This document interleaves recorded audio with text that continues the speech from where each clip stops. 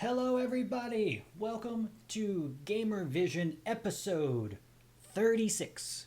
Getting closer and closer to episode 40, and by proxy 50. And I don't know what we're gonna do for those episodes, but I am Jeff from Just One More Level, and we have Tony from Procedurally Generated. How are you doing, Tony? Howdy, howdy, everybody. I am doing great. I am deep into the throes of Mario and Rabbids. I saw there was a little bit of not quite turmoil or concern, but I remember seeing something that you posted that there was like possibly a slight delay or something. So you ended up like. Oh, yeah. Well, I was going to get it the Thursday it came out, but I went to my local Walmart. They didn't have it in stock. They were like, I've never even heard of this game. I have not seen a shipment. I don't know when one is coming in. They still don't have it, by the way. It's been almost a week, and they still don't have copies of it in. But so I was like, fine, I'll just go home. I wanted the physical copy. It's like, I've got Amazon Prime. It'll be here soon. So I ordered it. It got here on Saturday, and I've been playing it pretty much nonstop. And it's your game of the year, right? It is very likely going to be up there, if not my game of the year. It is an incredible game, a huge improvement over the first one, which I already loved. It is a fantastic experience. Just another game for 2022 that we haven't been hurting for games. We haven't been hurting for good games either. Like this has been a tremendous year, and especially if you're a Switch owner, there's just a slew of stuff. But it's good to hear that the game is actually good, because I was kind of wondering if they were going to be able to have lightning in a bottle a second time. I had started Plague Tale Requiem and put that aside when I got my copy of Mario and Rabbids, and it has been an incredible game. Like, they have improved everything about that first game that was already good. Like, you have so many different abilities and movements and things that you can do in the middle of a fight at your fingertips, and so it's such a fun experience to just fight in that game. So we haven't had an episode for a couple weeks as usual, but the last 2 weeks have decided, the industry has just decided to kind of throw a bunch of stuff at us, whether it's games, game development, people who cover games, the companies that pull the strings behind the scenes. All sorts of craziness has happened over the last couple of weeks. So just kind of going into just a couple of what has happened. We've had the stuff with Bayonetta 3 and Helena Taylor, the original voice actress for Bayonetta 1 and 2. Just a slew of issues with that one, because that has really riled up a lot of people, and I unfortunately got a little involved on that too, with the everyone should be paid a fair wage. They should be paid what they're worth, and might have jumped on that a little too quick. But, yeah, I saw your post that said you may have formed your opinion a little too early or whatever, and I was forming a response. I was like, no, I'll just wait. We're going to talk about this. It's a big topic. I specifically stayed out of that whole thing because I knew there was going to be more to that story. There had to be. It seemed odd, first of all, for her to come out and talk about just out of the blue. Yeah, just out of nowhere, this close to the release of the game.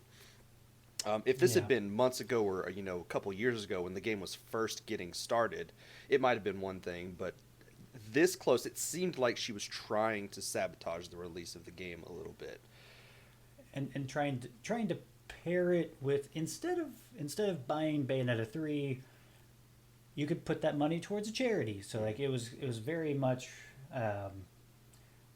initially, we've seen voice actors from whether games or TV shows or whatever coming out and saying that they don't necessarily make a whole lot, and she kept sticking to that $4,000 price or dollar amount.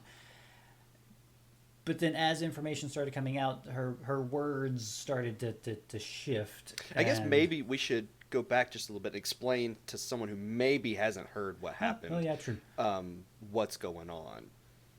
That's essentially from what has happened. Helena Taylor, the original voice actress for Bayonetta 1 and 2, was asked to reprise her role for Bayonetta 3, which is a growing franchise. There's no doubt about that. It's definitely gaining a lot of traction. I mean, to the point that Nintendo owns it now. Like, no, I think technically Sega still owns the franchise. Maybe, but maybe there's maybe Nintendo's helping with funding or something, and that's Nintendo picked up the game for the second one. I don't know all of the behind the scenes stuff. I know they picked up at least the publishing rights for the second one because nobody else wanted it. The first Bayonetta yeah.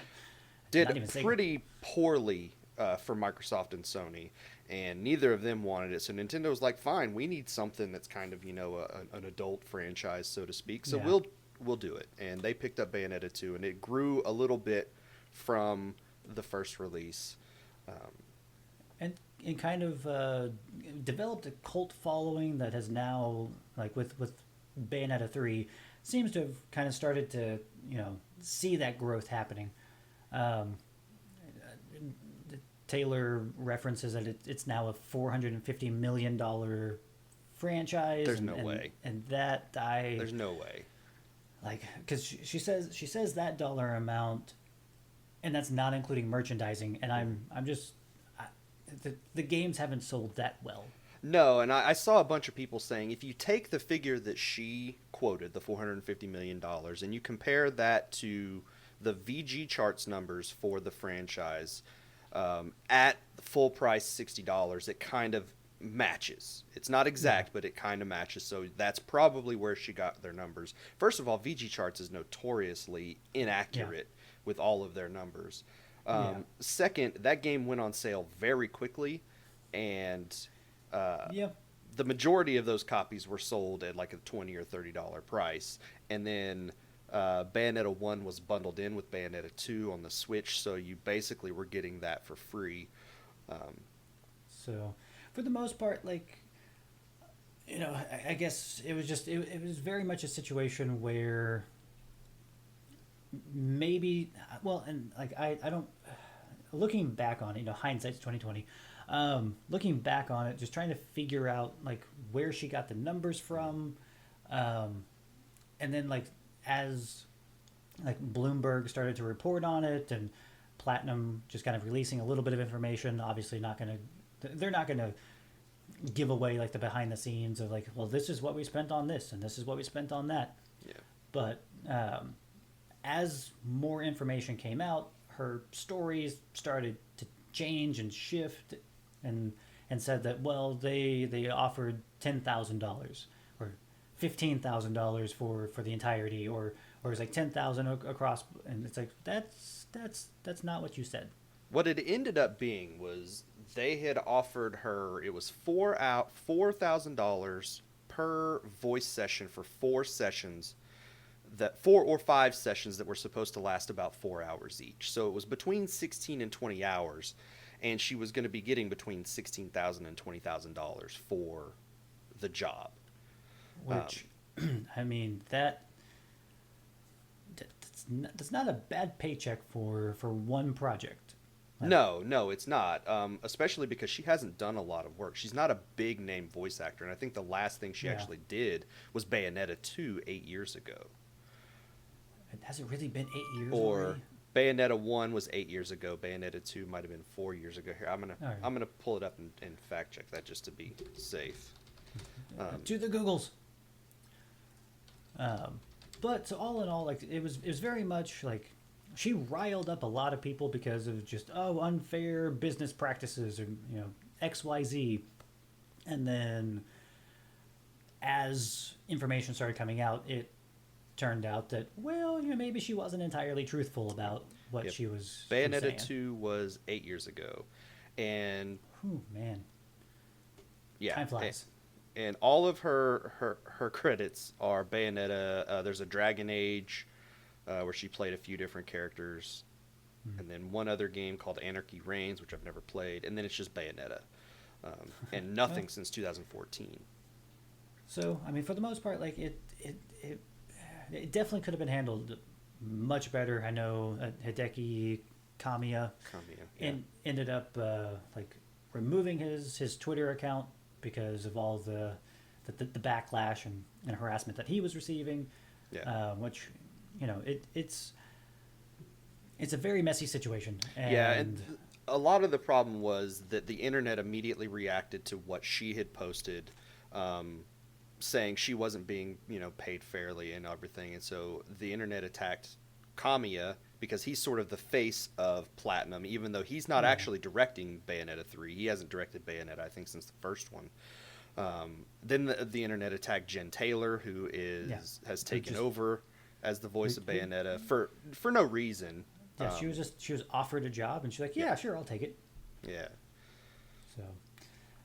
So yeah, like I said, a very messy situation. Something that could have easily been handled differently, better. Easily could have been handled better. And like just lessons learned on even my part. Just not jumping to just the first side of a story. Yeah. But it's you live and learn. I do feel like she's probably blacklisted herself. Like I feel like Maybe that's a good bet. I don't know of very many companies are going to be like, yeah, we'll sign you for a so I really think that it's definitely going to hurt her career more than I think she thought. And I really I'm still grasping at gathering what she thought she was going to get out of this. Because there's always more than one side to a story. And like I said, once more information came out, and even like she, in her supposed defense of herself, she stumbled over her own like admitting that, oh well, instead of 4,000 it was this amount, and then it was they changed their mind and they just wanted me to have like a cameo role on the game, and she declined that as well. But hopefully, I know there's a lot of people who are, I mean, it's a good publicity stunt, I guess, for Bayonetta 3, so it may end up selling even more. It probably will. I saw a lot of people online talking about, well, I wasn't going to get Bayonetta, but now I am. Both before and after the quote unquote truth came out. Which I'm sure Platinum and Nintendo and Sega and any other company that's involved was just like, well, we couldn't possibly drum up better marketing for this game. And the sad thing is Taylor will see none of that money. So, but moving on to other bad news with our second headline. Speaking of Twitter, there over the last 2 weeks, another Twitter escapade happened where some information leaked out and G4 closed their doors and nobody knew it. Not even the people working there. Yeah, a lot of people online found out on Twitter that they had lost their jobs. Which is an awful situation. Should never ever happen that way. Yeah. Like just, and if I remember correctly, there was a few people who were actually like mid-flight to go do like conventions or something, and like they found out like while they're traveling to these places to do their shows and stuff, and they're like, oh, well, I don't know if I even have a job to do this now. Yeah. Which for anybody watching, G4 was it was a network from the early 2000s that really, I think, paved the way for a lot of what we see now. It sort of made games mainstream in a way. Yeah, games and nerd culture, pop culture, that kind of stuff. Like it really bridged the gap, and they had a lot of really cool shows back then. One of my favorites was Icons, which was the like documentary style, going behind the scenes of how games are made and all that kind of stuff, which I thought was great. Uh, Along with X Play, which was their games review arm, and Attack of the Show, which was their pop culture irreverent insanity hour.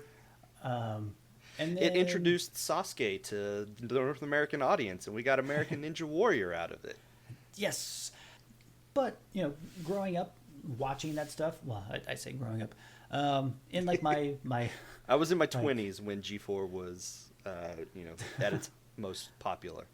that's so for the most part, like it really, like I said, paved the way for like what we're seeing with YouTube and Twitch, where games are front and center. They're headline news, and everybody's talking about them, everybody's reviewing them, and going to the big conventions and stuff, Comic-Con and E3 and that kind of stuff.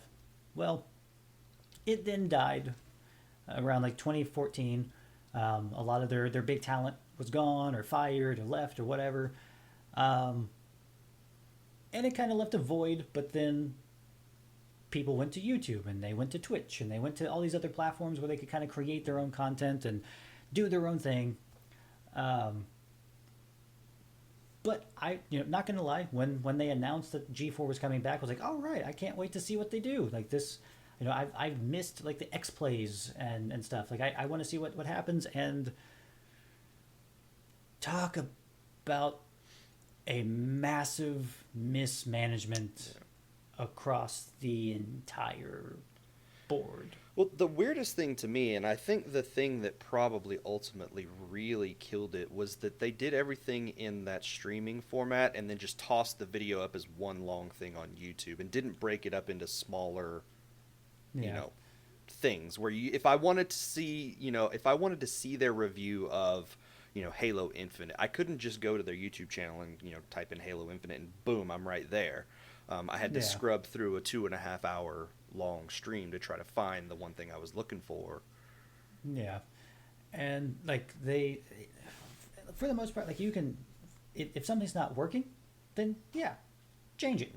But the problem is that when they finally started getting into a groove of what was working, the corporate overlords seemed to pull the strings. We're like, it's not working fast enough. It's not doing this fast enough. Yeah. Like one of my favorite shows that didn't really get much of a chance was Invitation to Party, which was their like live LARPing D&D thing, which I thought was just awesome. Yeah. They did it for 10 episodes, and then they were like, well, yeah, we're done with this. Like as far as like doing creative, innovative, like new things, they just really didn't give anything a chance. And like the everything, they were so dead set on having like a cable channel, like for linear TV, but none of the content. And like the content didn't match what would go on TV. Which then also messed up what they put on YouTube and Twitch. And I know a lot of people are going to point to The Rant as the big downfall, and let's be honest, it didn't help in any way. It was one problem with a bunch of other problems. It was just one thing that had stacked on top of another and stacked on top of another. And to be fair, if you do call out half your audience in a way like that, they're not going to enjoy it and they're going to turn it off, and that didn't help. But that is not the only reason by any stretch of the imagination that G4 failed this time around.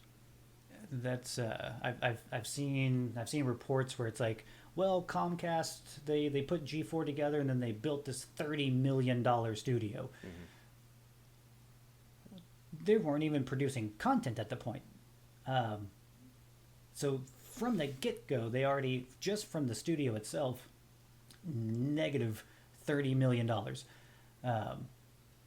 And based on the content that they were putting together, they they brought back Attack of the Show, they brought back X-Play, so they had like these recognizable names, but some other, like, from people who are now former G4TV people, they apparently didn't really have a marketing department. Yeah. They just relied on the fact that, hey, we hired all of these big name streamers, and they'll promote our stuff, and they'll bring people over, and like, not everybody who watches a streamer is going to jump on what they're doing, because chances are it's probably going to bleed over to their own stuff anyways, like Gerard the Completionist. If you want to watch stuff from Austin Creed, you're going to watch Up Up Down Down. You're not going to watch 2.5 hours of G4. And random people just running around doing who knows what they're doing.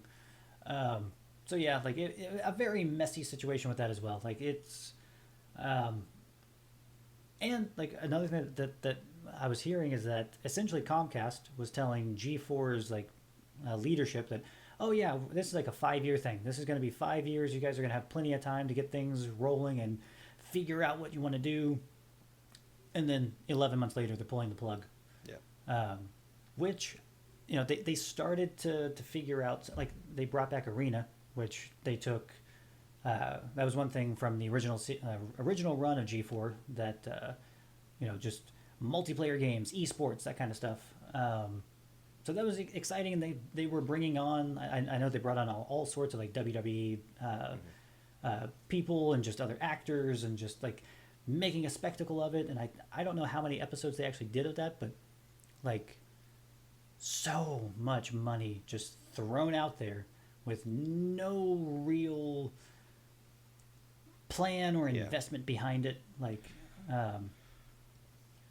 but like at the top of the headline, just the fact that all of these people, it really seems like from the get-go, they were, it seems like corporate was basically like, okay, we need to start shaving people off. We brought all these people in, and now we need to immediately start cutting people.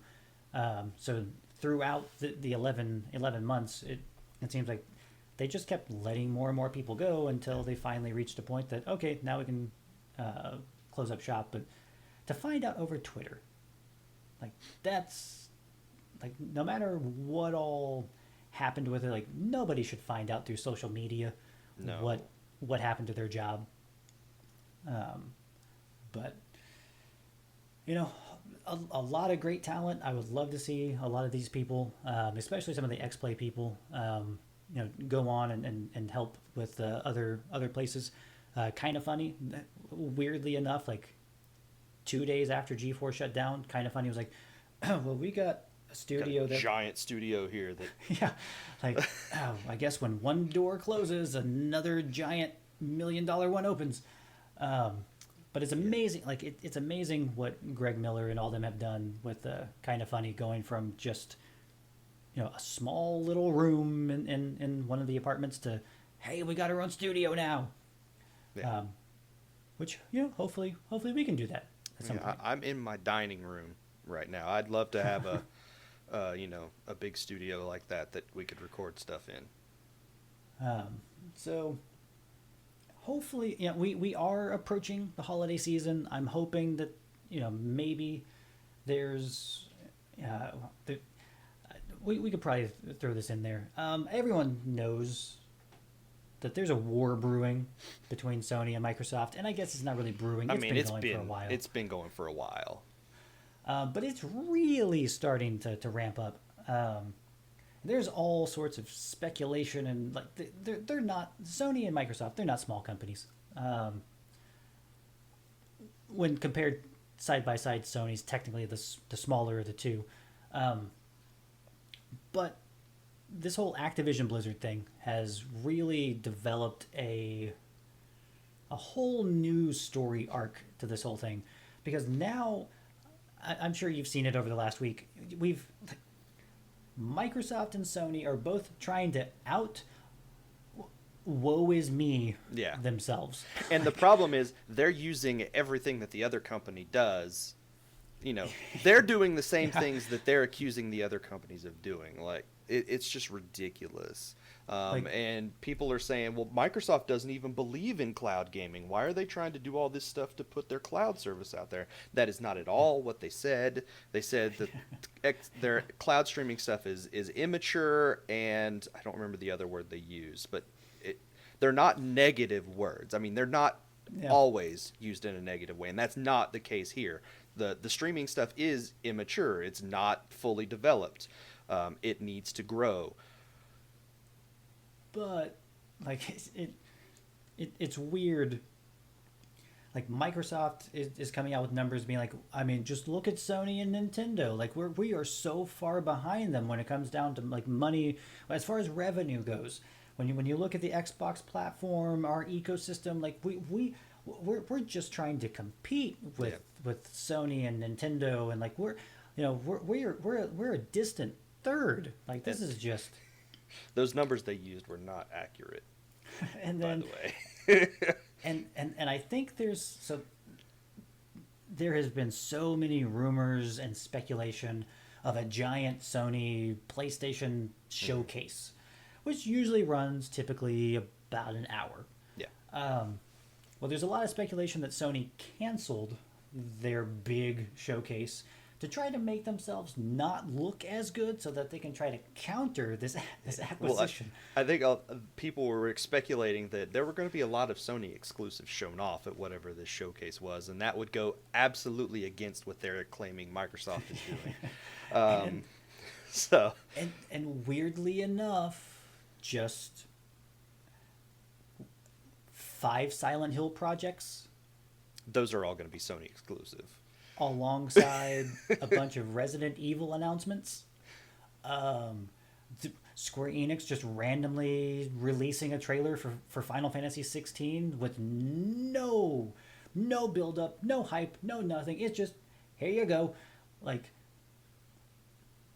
I think this might be the one time that the speculation was correct, that Sony must have had some kind of like showcase lined up. Yeah, and everybody's just like, well, we got to announce all this stuff, so we'll just do it ourselves. And yeah, and I'm also seeing all over TV ads for Call of Duty, and they're like, get it first on PlayStation. If you pre-order now, you can play the campaign a week early. Look at this exclusive stuff that's coming to Call of Duty for the PlayStation. Yeah, it's like all of this. This is, when did we enter the twilight zone of the gaming industry? The two huge, and of course Nintendo's just sitting back and just, here's Mario and Rabbids. Yeah, you guys still going at it? Like, we got Pokemon coming out in a couple of weeks. We're good. Here's Mario and Rabbids. Oh, 2 weeks from now, or a week from now, here's Bayonetta 3. 2 weeks after that, here's Pokemon. And then whatever they've got in December, I don't even remember. Well, and then like January, I think it's January that the new Fire Emblem comes out. Yes, Fire Emblem in January. Nintendo's just quietly putting out, Game of the Year contenders all over the place. And they're just like, I mean, you two just keep this. I mean, spend all this money going at each other. That's fine. We'll sit back here with our piles of money right behind us. Our near 7-year platform, Yeah. While you two are just duking it out, announcing controllers and stuff, and this is just such a weird time. Like, at the beginning of this year, I never would have thought that this is where we would be. Like, Microsoft trying to, lift up Sony to make themselves look worse, and Sony trying to lift up Microsoft to make them look worse. Like, it is, Yeah. I don't. The only thing that I feel like was what I kind of expected to happen was Stadia shutting up shop. Like, that's the only thing. Still makes me sad. But even Konami, I was not expecting. Konami's making games again. Yeah, like not one, not two, not three, not 4, but 5 Silent Hill projects. Like, they were dead silent for so long. Like, they weren't talking about Silent Hill at all. And then suddenly they were like, yeah, we figured you guys might want these, so I guess better now than never. I'd really like them to open the closet that has all their Castlevania projects and be like, "Oh yeah, we make this too. Here you go." That's what I want. When did we get all these? Is this? Where'd that come from? Do you think people would like a remaster of Symphony of the Night? How about Rondo of Blood? You think people would? Nah. So anyway, like this has been such a crazy year. But if we still have 2 months to go, and I don't know what else could possibly happen. Because it's the two possibly busiest months. We have God of War Ragnarok coming out, Pokemon Scarlet and Violet coming out, Bayonetta 3 coming out. There was another game that you just listed that is also coming. Oh yeah, Mario and Rabbids already came out, but it's just insane, and we still don't know about Dragon Quest III Remake. We don't. Oh, I mean, we know a little bit, but we don't have a release date for that. Dragon Quest 12 still has a cool logo. So at some point we'll start seeing how 2023 is shaping up. But outside of the insanity and all the bad news and stuff, any good news happening on the procedurally generated side of things? Mario and Rabbids is really good. We're been streaming that. I haven't actually been streaming any of that. No, I probably should have, but I'm too deep into that now to start, and I'm like, I don't want to start over. But no, we've been doing Diablo 2 streams on Saturday nights. Well, and for the most part, like I said at the beginning of the episode, maybe at the beginning of the episode. At this point, that was like a year ago. Haven't really been doing a whole lot of playing games, but trying to get through Yakuza Like a Dragon before Star Ocean The Divine Force comes out, which is the 27th. And I don't know why, but I'm weirdly super excited for that. The demo was just okay. Combat's great. The dialogue, soundtrack, all that stuff is meh. But for some reason, I'm just super, super excited for that. I'll probably try streaming that. And really, really hoping that Yakuza Like a Dragon doesn't get put back onto the shelf and just sit there wondering when it's going to be completed. Because at this, if I just complete it before Ishin comes out. That's January. Is that January as well? I don't remember. For the most part, fingers crossed that nothing crazy or bad happens. Hopefully something crazy happens, but in a good way. That way, when we come back with the next episode of GamerVision, we'll have some good stuff to talk about. Maybe we'll get some more footage of the Mario movie. That comes out in April, so we're getting closer. Like a Dragon Ishin is February 21st. Okay, so a little bit of time there. So yeah, I am Jeff from Just One More Level. And I'm Tony from Procedurally Generated. And we'll see you all with episode 37. Hopefully we'll have some good stuff to talk about. No more bad crazy. No more bad crazy. No more bad crazy. See you, everybody. Bye.